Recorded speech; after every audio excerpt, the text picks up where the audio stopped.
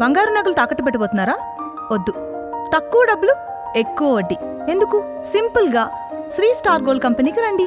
German technology, purity check, best online రేట్లో అమ్మి 2 minutesలో క్యాష్ని ఇంటికి తీసుకువెళ్ళండి. ప్రశాంతంగా ఉండండి. 1971కి ముందు బంగ్లాదేశ్ పాకిస్తాన్ లో భాగంగా ఉంటుండే. సో మరి ఇప్పుడు కూడా పాకిస్తాన్ లో భాగంగానే బంగ్లాదేశ్ ఉందా అనే అనుమానాలు అయితే వస్తున్నాయి. ఎందుకంటే ప్రస్తుతం బంగ్లాదేశ్ లోని ఢాకాలో కొన్ని లక్షల మంది విద్యార్థులు భారతదేశానికి వ్యతిరేకంగా, భారత ప్రధాని నరేంద్ర మోదీకి వ్యతిరేకంగా అక్కడ నిరసనలు, ర్యాలీలు చేస్తూ ఉన్నారు. సో అంతేకాదు భారత ప్రధాని నరేంద్ర మోదీ గారి దిష్టి బొమ్మ కూడా దగ్ధం చేయడం జరిగింది.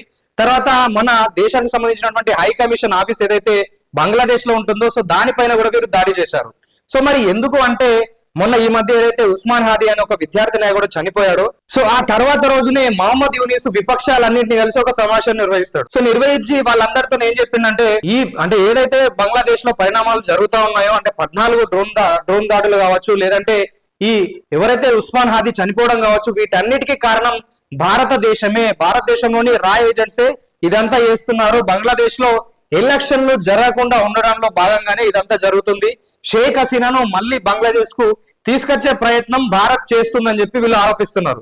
సో అదే విషయాన్ని ఆ దేశ ప్రజల్లో, విద్యార్థి నాయకులు కూడా వీళ్ళు నూరిపోయడం జరుగుతుంది. సో ప్రస్తుతం అంటే ఇతను మీటింగ్ పెట్టిన తెల్లారి నుంచి ఎక్కువ మొత్తంలో నిరసనలు, ర్యాలీలు జరుగుతూ ఉన్నాయి.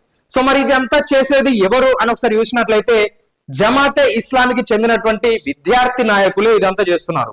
సో అంటే మొన్న ఏదైతే ఈ మధ్య కాలం అంటే 2024 జూన్ జూలై టైంలో షేక్ హసీనా ఆ దేశాన్ని వదిలి వెళ్ళడానికి కావచ్చు, చాలా మంది ఈ జమాతే ఇస్లామీకి చెందినటువంటి విద్యార్థి నాయకులు, కొంతమంది గూండాలు, వీళ్ళకి సంబంధించినటువంటి గూండాలు, రౌడీలు ప్రభుత్వ ఆస్తులను, ప్రజల ఆస్తులను ధ్వంసం చేయడం, ప్రధాని నివాసం పైన దాడి చేయడం, తర్వాత షేక్ హసీనా ఇంటి పైన దాడి చేయడం, ఇవన్నీ చేశారు. ఏదైతే ఈ జమాతే ఇస్లామీ పార్టీ ఉందో 1971 టైంలో ఏదైతే బంగ్లాదేశ్ స్వతంత్రం కోసం పోరాడుతుందో, అప్పుడు ఈ జమాతే ఇస్లామీ పార్టీ వాళ్ళు బంగ్లాదేశ్ పాకిస్తాన్ లో భాగంగా మాత్రమే ఉండాలని చెప్పేసి వీళ్ళు పోరాడారు. సో ఎవరైతే బంగ్లాదేశ్ స్వతంత్రం కావాలని చెప్పేసి ప్రకటించి యుద్ధంలో పోరాడినటువంటి సైనికులకు, యుద్ధ వీరులకు వీళ్ళు వెన్నుపోటు పొడిచినటువంటి వ్యక్తులు జమాతే ఇస్లాం చెందిన వాళ్ళు. సో అందుకోసమే 2013 టైంలో దీన్ని నిషేధించడం జరిగింది బంగ్లాదేశ్ లో. ఎందుకంటే వీళ్ళు ఇప్పటికీ పాకిస్తాన్ కు తొత్తులుగానే పనిచేస్తారని చెప్పేసి ఈ షేక్ హసీనా వీళ్ళను నిషేధించడం జరిగింది. కానీ ఈ షేక్ హసీనా దేశం వదిలి వెళ్ళడానికి, బంగ్లాదేశ్ లో కొన్ని పరిస్థితులు ఏర్పడడానికి జమాతే ఇస్లాం చెందినటువంటి విద్యార్థి నాయకులే కారణం అని చెప్పేసి చాలా మంది వాదిస్తున్నారు. సో ఇప్పుడు ఆమె వెళ్ళిపోయిన తర్వాత ఈ మహమ్మద్ యూనిస్ అధికారంలోకి వచ్చి ఈ జమాతే ఇస్లామీ పార్టీ పైన ఉన్నటువంటి నిషేధాన్ని ఎత్తివేశాడు. సో ఎత్తివేయడం వల్ల మళ్ళీ ఈ జమాతే ఇస్లామీ వాళ్ళ కార్యకలాపాలని స్టార్ట్ చేయడం జరిగింది.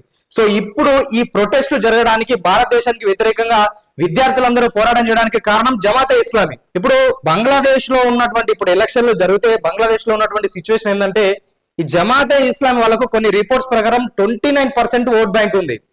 సో తర్వాత ఈ ఖలీదా జియా ఎవరైతే ఉన్నారో, కొన్ని సంవత్సరాల నుంచి ఉన్నటువంటి పార్టీ, సో వాళ్ళకు 30% ఓట్ బ్యాంక్ ఉంది. తర్వాత ఇప్పుడు అవామీ లీగ్ పార్టీ ఏదైతే ఉందో, షేక్ హసీనా పార్టీని ఆల్రెడీ వాళ్ళు నిషేధించడం జరిగింది, రద్దు చేశారు. ఉన్నటువంటి పార్టీలు 2, ఇంకా కొన్ని 2-3 స్టూడెంట్ కి సంబంధించినటువంటి పార్టీలు ఉన్నారు. కాకపోతే వాటికి ఓట్ బ్యాంకు చాలా తక్కువ పర్సెంట్ ఉంది.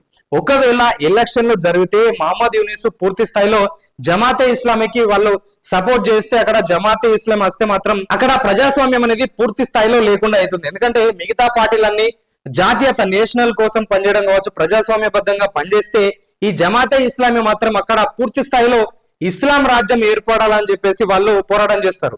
సో వాళ్ళది ఎట్లా అంటే నేషన్ ఫస్ట్ కాదు, ఫస్ట్ ఇస్లాం ఫస్ట్ అనే విధంగా వాళ్ళ వాదన ఉంటది. ఇప్పుడు గతంలో కూడా 1971 టైంలో కూడా వీళ్ళు చేసినటువంటి అరాచకాలు తట్టుకోలేక బంగ్లాదేశ్ లో ఉన్నటువంటి చాలా మంది హిందువులు కావచ్చు, కొంతమంది ముస్లింలు కావచ్చు, బంగ్లాదేశ్ ను విడిచిపెట్టి భారతదేశం రావడం జరిగింది.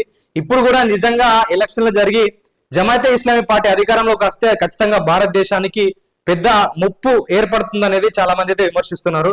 సో ఇవన్నీ గమనించినటువంటి భారత్ అక్కడ షేక్ హసీనా మళ్ళీ అధికారంలోకి రావాలని, ప్రస్తుతం అవామీ లీగ్ పార్టీ నిషేధించబడింది కాబట్టి అక్కడ ఎలక్షన్లు జరగకుండా చూడాలని దాంట్లో భాగంగానే ఇవన్నీ చేస్తారని చెప్పేసి ఈ మహమ్మద్ యూనిస్ కావచ్చు, జమాతే ఇస్లామీ కావచ్చు, వీళ్ళందరూ అయితే విమర్శించడం జరుగుతుంది.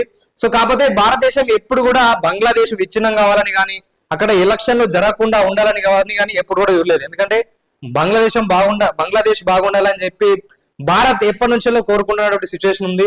ఎన్నో రకాల ఫండ్స్ ఇచ్చినాం, ఎన్నో రకాలుగా బంగ్లాదేశ్ కు భారత్ సహాయం చేయడం జరిగింది. కానీ వాళ్ళు మాత్రం ఇప్పుడు కూడా బంగ్లాదేశ్ పక్కన ఉన్నటువంటి సరిహద్దు రాష్ట్రాలను బంగ్లాదేశ్ లో కలిపేస్తామని చెప్పేసి కొంతమంది నాయకులు ఇష్టం వచ్చినట్లు రెచ్చగొట్టే వ్యాఖ్యలు చేస్తున్నారు. సో మరి భారత్ దీనికి వ్యతిరేకంగా ఎలాంటి చర్యలు తీసుకుంటుంది, సో ఎలా ముందుకెళ్తుందో వేచి చూడాల్సిందే.